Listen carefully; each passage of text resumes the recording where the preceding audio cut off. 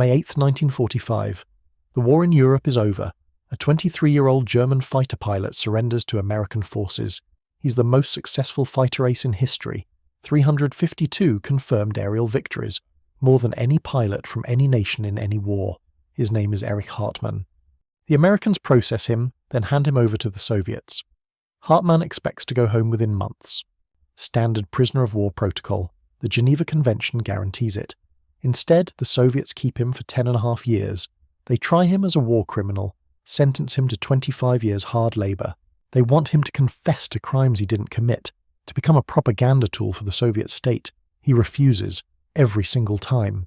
This is the story of the man the Soviets called the Black Devil, and the Germans called Booby, the Kid. Erich Alfred Hartmann was born on April 19, 1922, in Weissach, Germany. His mother Elizabeth was a licensed pilot, unusual for a woman in 1920s Germany. She taught young Erich to fly gliders when he was 14. By the time he was a teenager, flying was as natural to him as walking. In 1940, at age 18, Hartmann joined the Luftwaffe. He entered flight training just as Germany was achieving air superiority across Europe. The Luftwaffe was considered the most advanced air force in the world. Hartmann wasn't a natural at first. During training, he crashed several aircraft. His instructors noted that he was reckless, overconfident. One instructor wrote that Hartmann wasn't fighter pilot material. They were catastrophically wrong. In October 1942, Hartmann was assigned to Jagdgeschwader 52 on the Eastern Front. The unit was already legendary, producing more aces than any other fighter wing in history. Hartmann joined the 3rd Gruppe under the command of Major Hubertus von Bonin. He was 20 years old. He'd never seen combat. On his first combat mission on November 5, 1942, Hartmann became separated from his squadron, panicked, and nearly got himself killed. He fired at a Soviet aircraft from too far away, wasting ammunition, then barely made it back to base with his fuel tank nearly empty. His squadron leader chewed him out. "You'll never become an ace flying like that." Hartmann took the lesson to heart. From that point forward, he refined a tactical philosophy that would make him the deadliest fighter pilot in history. His rule was simple. See, decide, attack, reverse. Get close, extremely close, so close you can't miss. Fire a short burst, break away immediately. Most fighter pilots opened fire at 300 to 400 meters. Hartmann waited until he was within 50 meters, sometimes closer. At that range, he almost never missed. He became known for firing only short bursts, 2 or 3 seconds, then disengaging before the enemy could react. Another pilot once asked him, "How do you get so close without being seen?" Hartmann replied, "I don't think about being seen. I think about getting the kill." By mid-1943, Hartmann's kill count was climbing rapidly. He shot down his 50th aircraft in March 1943, his 100th in July, his 150th by September. The Soviets began to notice. They called him the Black Devil because of the distinctive black tulip design painted on the nose of his Bf-109. Soviet pilots were warned about him specifically. If you see the black tulip, disengage immediately. Hartmann eventually removed the tulip marking. It was making Soviet pilots too cautious, avoiding combat. He wanted them to engage, not flee. His wingmen and squadron mates gave him a different nickname, Booby, German for kid or boy. Even as his kill count climbed into the hundreds, Hartmann maintained a boyish, easygoing demeanor on the ground. He joked, played pranks, refused to take himself too seriously. In the air, he was something else entirely. Hartmann's tactics were unorthodox.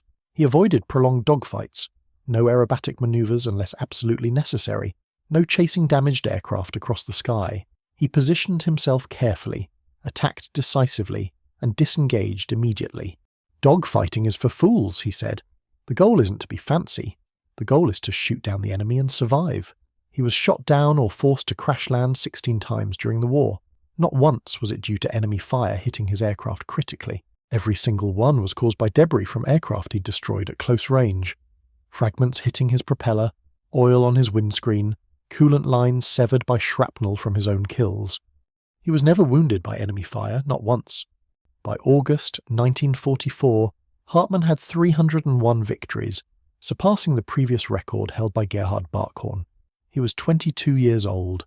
Hermann Göring, commander of the Luftwaffe, summoned Hartmann to Berlin and personally awarded him the Knight's Cross with oak leaves, swords and diamonds, Germany's highest military honour. Only 27 people received it during the entire war. Goering offered Hartmann a promotion and a transfer to a training unit in Germany, away from combat. Hartmann refused. He wanted to stay with his unit, with his men. By the end of the war, his total stood at 352 confirmed victories, 345 Soviet aircraft, 7 American. No other pilot in history before or since has come close, but his war was about to get much worse. On May 8, 1945, Germany surrendered. Hartmann and his unit were in Czechoslovakia, in territory that would be occupied by the Soviets. Hartmann made a critical decision: surrender to the Americans instead. He led his men west and surrendered to US forces. The Americans treated them well. Hartmann believed he'd be processed and released within months, like most German POWs. But the Yalta Conference had divided Europe into spheres of influence. The Americans were obligated to hand over German prisoners captured in certain areas to the Soviets. Hartmann and his men were among them. In late May 1945, Hartmann was transferred to Soviet custody. The Soviets didn't treat him like a prisoner of war. They treated him like a war criminal. Hartmann was transported to a prison camp in Shakhty in southern Russia. The conditions were brutal: starvation rations, forced labour. Prisoners died regularly from malnutrition, disease and exhaustion. The Soviets wanted Hartmann to confess to war crimes. Specifically, they accused him of deliberately shooting at Soviet civilians and of destroying Soviet property beyond military necessity. Both charges were fabricated. Hartmann's entire combat record was against military aircraft. He'd never strafed ground targets or attacked civilians. He refused to confess. Every interrogation he repeated the same thing: I was a fighter pilot. I fought only against military targets. I committed no crimes. The Soviets tried psychological pressure. They brought in fellow prisoners who'd already confessed or been coerced into confessing and had them testify against Hartmann. He still refused. They tried isolation. Weeks alone in a cell with no contact, Hartmann passed the time doing mental math and reciting poetry he'd memorized. They tried bribery. Confess and we'll send you home immediately. Hartmann refused.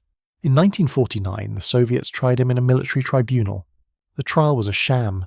The evidence was fabricated. The verdict was predetermined. Hartmann was sentenced to 25 years hard labour. He was 27 years old. He'd expected to be home by then, reunited with his wife Ursula, whom he'd married in 1944. Instead, he was looking at spending the rest of his youth, and possibly his life, in Soviet labour camps other prisoners broke. Some confessed to crimes they didn't commit just to improve their conditions. Some collaborated with the Soviets in exchange for better treatment. Some simply gave up and died.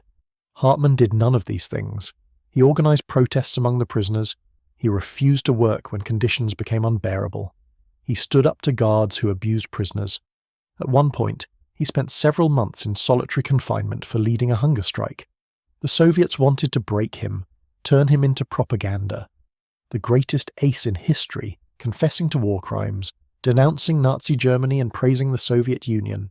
He wouldn't give them the satisfaction. In 1955, West German Chancellor Konrad Adenauer negotiated with Soviet Premier Nikita Khrushchev for the release of German POWs still held in the Soviet Union. After 10.5 years, the Soviets finally agreed to release Hartmann.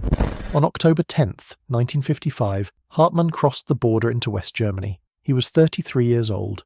He had left behind his youth, his health, and a decade of his life. His wife Ursula had waited for him. Through 10 years of uncertainty, not knowing if he was alive or dead, she never remarried, never gave up hope. When Hartmann stepped off the train in West Germany, she was there. They had 2 children together and remained married until his death. Hartmann joined the new West German Air Force, the Bundesluftwaffe, in 1956. He trained on jets, transitioning from the Bf-109 to the F-86 Sabre, and eventually the F-104 Starfighter. He clashed with Luftwaffe leadership over the F-104. Hartmann believed the aircraft was dangerous and unsuitable for the Luftwaffe's needs. He was proven correct. The F-104 had a terrible accident rate in German service, killing dozens of pilots. But his outspoken criticism made him unpopular with superiors. In 1970, at age 48, Hartmann retired from the Luftwaffe as an Oberst, equivalent to a colonel. He spent his retirement giving interviews, attending reunions, and corresponding with historians. He remained unapologetic about his wartime service. "I fought for Germany, not for Hitler," he said. "I was a soldier. I did my duty. Soviet veterans never forgave him. Some continued to accuse him of war crimes decades after the war. Hartmann never backed down, never confessed, never compromised. On September 20th, 1993, Erich Hartmann died of natural causes at age 71. He was buried with full military honours. Erich Hartmann's life wasn't just about aerial scores. It was the result of skill meeting will and circumstance. He shot down 352 enemy aircraft, a record no other pilot has reached. That fact alone shows unmatched ability, but his story didn't end in the sky. He fought other pilots, not civilians, and his wartime record contains painful moral questions. He served his country under a criminal regime, the context matters, and it complicates any simple hero label. Hartmann himself kept the focus narrow. I fought for my country, not a political party. Whether that is enough is for history to judge. What is clear is this: he was supreme at his craft, and he endured when everything tried to break him. 352 victories, 10 years of captivity, a life defined by skill, stubbornness, and refusal to compromise. That is Erich Hartmann's legacy. Complicated, human, and unyielding.